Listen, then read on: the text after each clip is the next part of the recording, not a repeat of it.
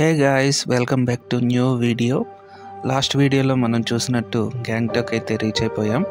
Room తీసుకొని fresh up అవ్వగానే మనకి ఆఫ్టర్నూన్ అయిందనమాట.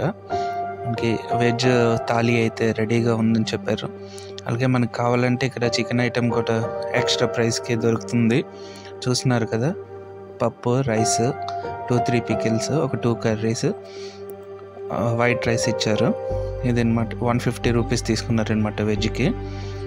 నెక్స్ట్ మనం లంచ్ అయిపోయిన తర్వాత నైమ్కల్ మోనాస్ట్రీకి అయితే వచ్చామన్నమాట. చూస్తున్నారు కదా, ఇదే చాలా చిన్న బుద్ధిస్ట్ మోనాస్ట్రీ. చాలా మటుకు ఏంటంటే రెనోవేషన్ స్టేజ్లో ఉంది.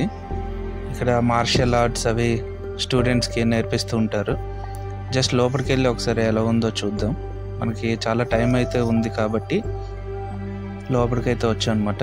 బుద్ధిస్ట్ మోనాస్ట్రీలో మనకు తెలుసు కదా, చాలా మటుగా ఈ రొటేటింగ్ సిలిండ్రికల్ షేప్ ఉంటాయి. దీన్ని ఏమేంటో కూడా మనకు తెలీదు. మీలో ఎవరికైనా తెలిస్తే కామెంట్ పెట్టండి. మనకు 4 సైడ్స్ అనేవి ఈ సిలిండ్రికల్ షేప్స్ అయితే ఉన్నాయన్నమాట.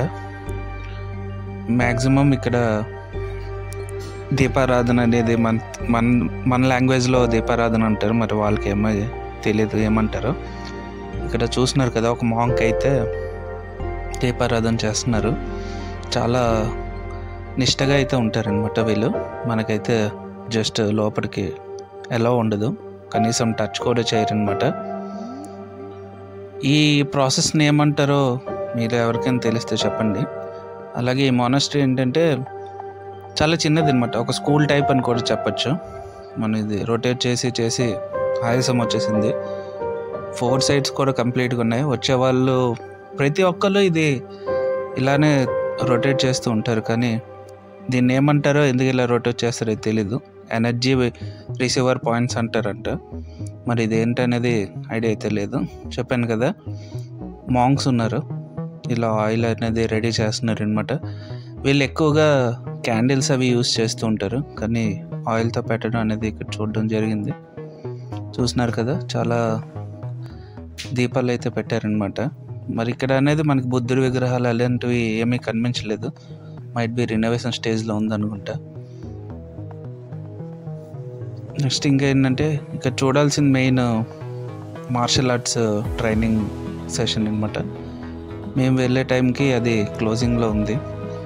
అలాగే పక్కన చిన్న మ్యూజియం కూడా ఉంటుంది, అది కూడా బై ఛాన్స్ మనకు చూడడం అవ్వలేదు, క్లోజింగ్ స్టేజ్లో ఉంది.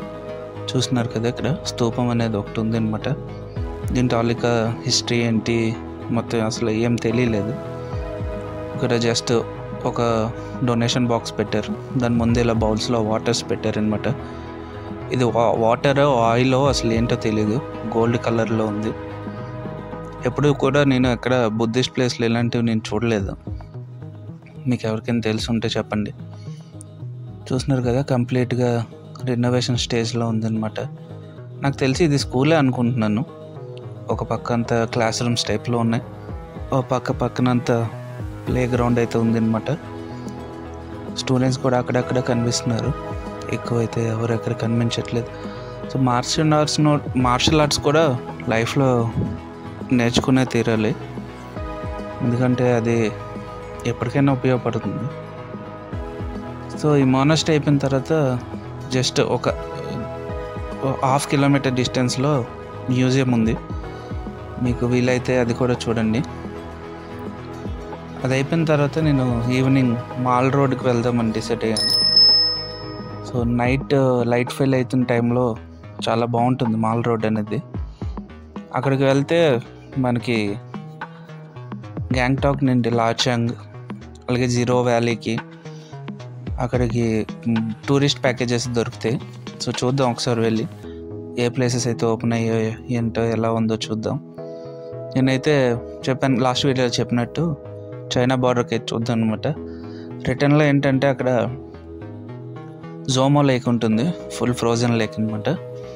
నెక్స్ట్ ఇండియాలో హైయెస్ట్ రోప్వే పాయింట్ కూడా అక్కడే ఉంది, జోమో లేక్ పక్కన. సో ఆ ప్యాకేజ్ అయితే తీసుకుందామని మాల్ రోడ్కి వచ్చాం. వాళ్ళైతే పర్ హెడ్ వచ్చేసి 1000 రూపీస్ పే చేయమన్నారు. జీప్లో తీసుకొస్తారు. స్పెషల్ పర్మిషన్స్ అవి తీసుకోవాలి, అవి అయితే వాళ్ళే చూస్తానని చెప్పారు.